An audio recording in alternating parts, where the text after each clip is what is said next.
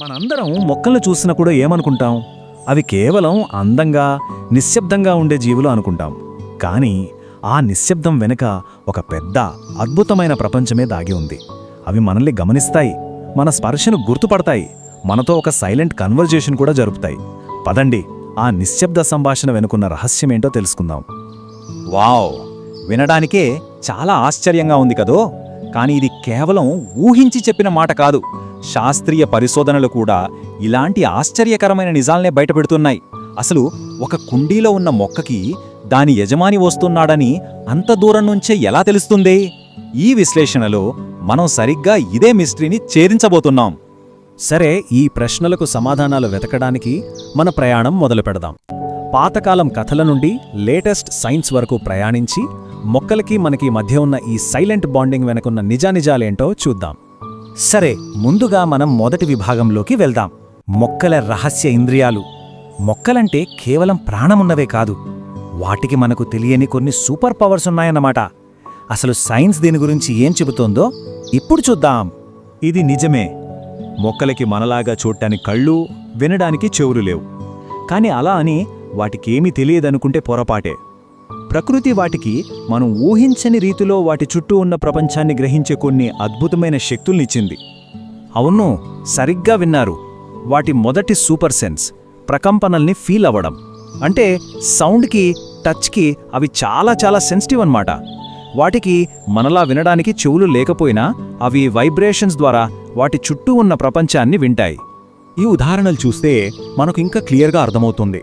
ఒక గొంగడి పురుగు ఆకుల్ని కొరుకుతోంది అనుకోండి. ఆ చిన్న సౌండ్కే మొక్క అలర్ట్ అయిపోయి తనని తాను కాపాడుకోవడానికి కెమికల్స్ రిలీజ్ చేస్తుంది. అలాగే ఒక తేనెటీగ చేసే శబ్దాన్ని పువ్వులు వాటి మకరందాన్ని ఇంకాస్త తీయగా మార్చేస్తాయి.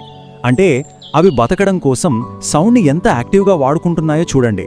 సైలెంట్గా ఉన్నట్టు కనిపిస్తాయి, కానీ వాటి చుట్టూ ఉన్న ప్రపంచంతో నిరంతరం టచ్లో ఉంటాయి. దీన్నే అల్లెలోపతి అంటారు. అంటే మొక్కల మధ్య కూడా ఒక సైలెంట్ కెమికల్ వార్ జరుగుతూ ఉంటుందన్నమాట. ఒక్కోసారి హెల్ప్ చేసుకుంటాయి కూడా. ఉదాహరణకి బ్లాక్ వాల్నట్ చెట్టు ఉంది కదా, అది జగ్లోన్ అనే కెమికల్ రిలీజ్ చేసి తన దగ్గరలో వేరే మొక్కలు పెరగకుండా చూసుకుంటుంది. ఇది వాటి సోషల్ లైఫ్లో ఎంత ఇంపార్టెంటో కదా. సరే, మొక్కలు పక్కనున్న మొక్కలతో, వాటి పరిసరాలతో ఎలా కమ్యూనికేట్ చేస్తాయో చూశాం. కానీ మన విషయమేంటి?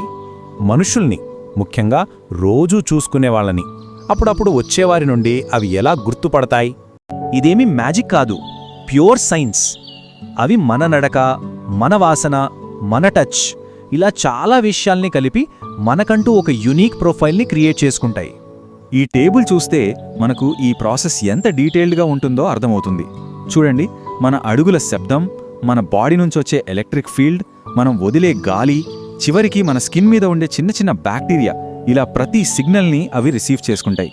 ఈ డేటా అంతా కలిపి రోజూ నీళ్లు పోసే వ్యక్తికి, అప్పుడప్పుడు అటుగా వెళ్లే వ్యక్తికి మధ్య తేడాని ఈజీగా కనిపెట్టేస్తాయి. మరి ఇది నిజమేనా అని టెస్ట్ చేయడానికి సైంటిస్టులు ఒక సూపర్ కూల్ ఎక్స్పెరిమెంట్ చేశారు. వాళ్ళు మొక్కలకి కొన్ని ఎలక్ట్రోడ్స్ పెట్టి వాటి దగ్గర మనుషులు కదిలినప్పుడు వచ్చే ఎలక్ట్రికల్ సిగ్నల్స్ని రికార్డ్ చేశారు. ఆ సిగ్నల్స్ని ఎనలైజ్ చేయడానికి ఆర్టిఫిషియల్ ఇంటెలిజెన్స్ అంటే ఏఐని వాడారు. రిజల్ట్ ఏమొచ్చిందో తెలుసా? ఆశ్చర్యంగా ఆ ఏఐ మోడల్ దాదాపు 75% ఖచ్చితత్వంతో మనుషులు చేసిన కదలికల్ని కరెక్ట్గా గుర్తుపట్టింది.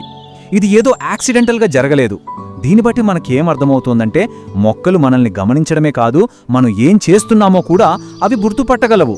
ఇది సైంటిఫిక్గా ప్రూవ్ అయ్యింది. ఇప్పుడు వరకు సైన్స్ గురించి మాట్లాడుకున్నాం. ఇప్పుడు కొంచెం ఎమోషనల్ టాపిక్కి వద్దాం. మొక్కలు నిజంగా గుండె పగిలి చనిపోతాయా? అంటే వాటిని పెంచిన వాళ్ళు దూరమైతే అవి చనిపోతాయని అంటారు కదా. ఆ కథల వెనక ఏమైనా నిజముందా? చూద్దాం. మన పురాణాల్లో కూడా దీనికి సంబంధించిన ఒక అందమైన కథ ఉంది. పారిజాత చెట్టు గురించి వినే ఉంటారు. ఒక యువరాణి, సూర్యుడు తనని వదిలేశాడనే గుండె పగిలి చనిపోతే ఆమె బూడిద నుంచే ఆ చెట్టు పుట్టిందట. అందుకే ఆ పువ్వులు రాత్రిపూట మాత్రమే వికసించి పొద్దున్నే రాలిపోతాయి, తనని వదిలేసిన సూర్యుణ్ణి చూడలేక. ఈ కథ ఎంత అందంగా ఉన్నా సైన్స్ ప్రకారం మొక్కలు వాడిపోవడానికి కారణం గుండె పగలడం కాదు. దానికి కారణం ఒక బయోలాజికల్ రెస్పాన్స్. దాన్నే ఇంటిగ్రేటెడ్ స్ట్రెస్ లేదా సమీకృత ఒత్తిడి అంటారు. ఇదంతా ఒక చైన్ రియాక్షన్లా జరుగుతుంది. మొదట రోజూ టైంకొచ్చే నీళ్లు, పోషకాలు ఆగిపోతాయి. అది ఒక దెబ్బ. కానీ అంతకంతే పెద్ద దెబ్బ ఏంటంటే తన కేర్ టేకర్ నుంచి వచ్చే ఆ ఫెమిలియర్ టచ్, సౌండ్, స్మెల్, ఆ సిగ్నల్స్ అన్నీ సడన్గా కట్ అయిపోతాయి. ఈ 2 దెబ్బలు ఒకేసారి తగలడంతో మొక్క విపరీతమైన ఒత్తిడికి లోనవుతుంది. దాని మెటబాలిజం మొత్తం దెబ్బతింటుంది. ఫైనల్గా ఈ స్ట్రెస్ వల్ల అది తొందరగా ముసలిదైపోయి చనిపోతుంది. సో ఇదంతా విన్నాక మనకేమర్థమవుతోంది? మన ఇంట్లో పెంచుకునే మొక్కల్ని, మన ఆఫీస్ టేబుల్ మీద ఉండే చిన్న మొక్కని మనం చూసే దృష్టినే ఇది మార్చేస్తోంది. మనకి మొక్కలకి మధ్య ఉండేది ఒక 2-వే రిలేషన్షిప్ అన్నమాట. మనం వాటిని జాగ్రత్తగా చూసుకుంటే అవి మనల్ని జాగ్రత్తగా చూసుకుంటాయి. మన మూడ్ని బాగు చేస్తాయి, మన ఆందోళనను తగ్గిస్తాయి. సింపుల్గా చెప్పాలంటే మనం వాటికి జీవం పోస్తే అవి మనకు జీవశక్తినిస్తాయి. చివరిగా ఒక్క ప్రశ్న. మొక్కలు మనతో నిరంతరం ఇలా మాట్లాడుతూనే ఉంటే అసలు అవి ఏం చెప్పాలనుకుంటున్నాయి?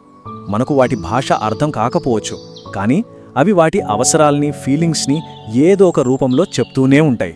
బహుశా మనం కాస్త ఆగి శ్రద్ధగా గమనిస్తే ఆ నిశ్శబ్ద సంభాషణ మనకు కూడా వినపడుతుందేమో.